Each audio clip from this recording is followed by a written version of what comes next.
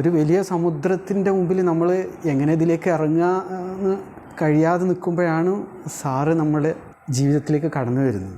നമുക്കതിന് വേണ്ട ടൂൾസും എക്യുപ്മെൻറ്റ്സൊക്കെ തന്ന് എങ്ങനെ ആ കടലിലേക്ക് ഇറങ്ങി ആഴത്തിൽ പോയി ആ മുത്ത് എടുക്കുക എന്നുള്ളതിലേക്കുള്ള വഴികൾ ഇത്ര കൃത്യമായി നമുക്ക് ലോകത്ത് ആരെങ്കിലും പറഞ്ഞു തരുമോയെന്ന് നമുക്കറിയില്ല. അതിന് സാറോടുള്ളൊരു ഗ്രാറ്റിറ്റ്യൂഡ് എല്ലാവരും പറഞ്ഞ പോലെ മനസ്സിൽ നിന്ന് എങ്ങനെയാണ് അതുള്ളത് നമുക്ക് ഓരോ സെഷനും ഓരോ ഇത് കഴിയുമ്പോൾ നമുക്ക് അറിയുന്നില്ല, നമ്മളെ കണ്ണ് നിറഞ്ഞു പോവുകയാണ് പലപ്പോഴും.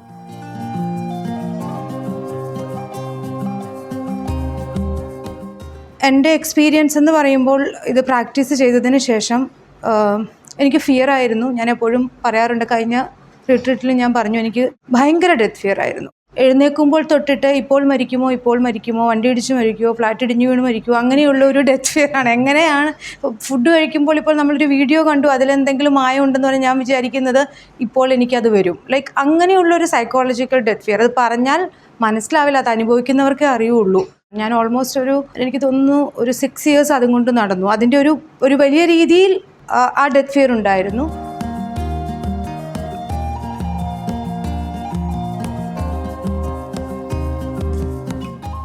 ഗുരുകാരുണ്യം ഒരുപാട് ആഴത്തിലേക്ക് കൊണ്ടുപോയ ഒരു സന്ദർഭമാണ് ഈ സത്സംഗം. സാറ് മുമ്പ് സൂചിപ്പിച്ചതുപോലെ ഒരു വ്യത്യസ്തമായ ഒരു അനുഭവമായിരിക്കും ഉണ്ടാവുക എന്ന് പറഞ്ഞത് വളരെ സത്യമായിട്ടാണ് തോന്നിയത് സത്സംഗിൽ അറ്റൻഡ് ചെയ്ത് കഴിഞ്ഞപ്പോൾ.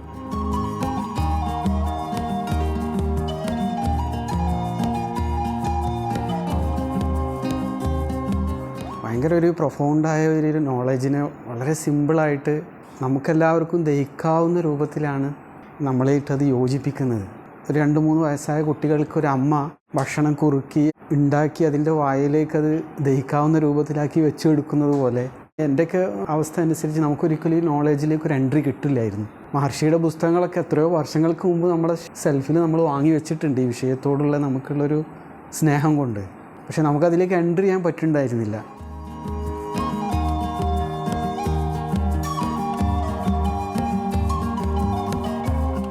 ഉണ്ണികൃഷ്ണൻ സാറിൻ്റെ ഏത് സെഷൻ, അത് ജേർണി വിതിൻ ആയാലും മൈൻഡ് പ്ലസിലൊരു സെഷൻ ആയാലും, there are 3 hallmarks of his session what ever they are. ഒന്ന് എനിക്ക് തോന്നിയിട്ടുണ്ട്, ദേ ആർ സോ സിമ്പിൾ. ഏറ്റവും പ്രൊഫൗണ്ടായിട്ടുള്ള ട്രൂത്തും സാറ് പറഞ്ഞു പിടിച്ച് വരുമ്പോഴത്തേക്കും വളരെ സിമ്പിളായ രീതിയിൽ ആഴ്ന്നിറങ്ങുന്ന ഒരു രീതിയിലാണ് സാറ് പറഞ്ഞ് മനസ്സിലാക്കി തരാം.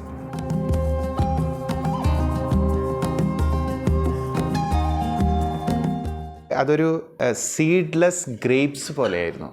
ഒരു പാത്രം നിറയെ, ഒരു തളിക നിറയെ ഒരു മുന്തിരി കുല കഴുകി വൃത്തിയാക്കി ആ മുന്തിരിക്കുല ആ തളികയിൽ വെച്ച് നമുക്ക് നീട്ടുകയായിരുന്നു എടുത്ത് കഴിക്കാൻ. ചവച്ചരക്കുക പോലും വേണ്ട, സീഡ്ലെസ് ഗ്രേപ്സ് ആണ്. എടുത്ത് വായിലിടുക, നുണഞ്ഞങ്ങ് ഇറക്കുക. പക്ഷേ ശങ്കരാചാര്യരുടെ ആയാലും മറ്റുള്ള ആചാര്യന്മാരുടെ കൃതികളൊക്കെ ആയാലും ചവച്ചരയ്ക്കണം. കുറച്ചൊക്കെ ചവച്ചരച്ച് അതിനെ മനനം ചെയ്തിട്ടൊക്കെ അതിനെ മനസ്സിലാക്കിയെടുക്കാൻ പറ്റുള്ളൂ. പക്ഷേ ഇതങ്ങനെയല്ല. വായ തുറന്നോളൂ, ഒരു റിയലാണ്. അത് നുണഞ്ഞങ്ങ് ഇറക്കാം വളരെ സന്തോഷത്തോടു കൂടി, നമ്മളെ പുഷ്ടിപ്പെടുത്താൻ. അങ്ങനെ ഒരു അനുഭവമായിരുന്നു ഈ സത്സംഗിൽ എനിക്ക് ഫീൽ ചെയ്തത്.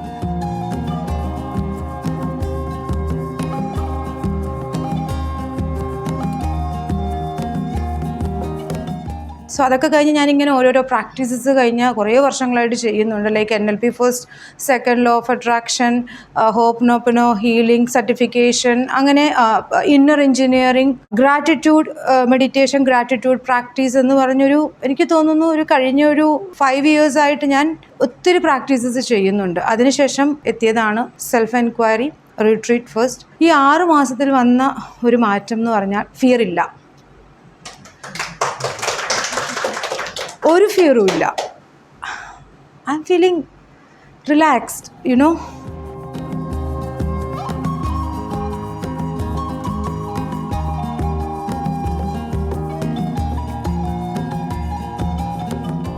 ആൻഡ് സെക്കൻഡ്, സർ ഇത്ര ജെനുവിനാണ്. സാറിൻ്റെ ആ genuineness it is reflected in what ever session he takes. For instance, ഈ സത്സംഗിൽ ഈ മാനുവൽ കണ്ടപ്പോൾ എന്തു ഭംഗിയായിട്ട് ഡിസൈൻ ചെയ്ത മാനുവലാണ്. ഈ മാനുവൽ ഇനി അടുത്ത സത്സംഗിന് സാർ ഉപയോഗിക്കില്ല. അടുത്ത സത്സംഗിന് വേറെ പുതിയ മാനുവലായിരിക്കും. പക്ഷേ ഈ മാനുവലിൽ കൂടെ നമ്മൾ കടന്നു പോകുമ്പോൾ നമ്മൾ ഈ സത്സംഗിൽ 2 ദിവസമായിട്ട് ഡിസ്കസ് ചെയ്ത സകല സാധനങ്ങളും വളരെ ഭംഗിയായിട്ട് വീണ്ടും ഓർത്തെടുക്കാൻ പറ്റുന്ന രീതിയിലാണ് ഇത് ഡിസൈൻ ചെയ്തേക്കണേ. അപ്പോൾ സാറിനോട് ഇത് പറഞ്ഞപ്പോൾ സാർ പറഞ്ഞു, when I did it I didn't even realise it was A work. ആ ഒരു ഫ്ലോയിൽ ആ ഒരു സ്നേഹത്തോടെ ചെയ്തപ്പം അതൊരു വർക്കായിട്ടേ തോന്നിയില്ല എന്ന് പറഞ്ഞു. അപ്പോൾ അതിൽ നിന്ന് ഞാൻ പഠിച്ച ഒരു വലിയൊരു പാഠമാണ്, നമ്മൾ എന്ത് ചെയ്യുമ്പോഴും വളരെ സ്നേഹത്തോടെ ചെയ്യുക. അപ്പോൾ അതൊരു വർക്കായിട്ടേ തോന്നില്ല.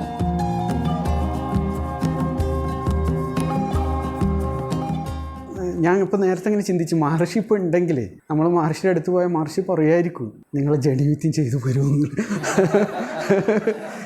മഹർഷി അങ്ങനെ പറഞ്ഞിട്ടുണ്ടായിരുന്നല്ലോ. അത് സാർ തന്നെ പറഞ്ഞിരുന്നു, ലാസ്റ്റ് സമയങ്ങൾക്ക് ആരെങ്കിലും പോയാൽ നിങ്ങൾ ഞാൻ ഹൂവാമൈ എന്ന ബുക്ക് വായിച്ച് വരൂ, എന്നിട്ട് പോയി വായിച്ച് ലൈബ്രറിയിൽ പോയി വായിച്ച് വരൂ എന്ന് മഹർഷി പറയുമായിരുന്നു എന്ന് പറഞ്ഞു. അപ്പോൾ ഞാനിങ്ങനെ ആലോചിച്ചു, മഹർഷി ഇപ്പോൾ ഉണ്ടായിരുന്നെങ്കിൽ ചിലപ്പോൾ നമ്മൾ മഹർഷിയെ കാണാൻ തിരുവണ്ണാമലയിലേക്ക് പോയിരുന്നെങ്കിൽ മഹർഷി അങ്ങനെ പറയുമായിരുന്നു എന്ന് ഞാൻ കുറച്ച് മുമ്പേ.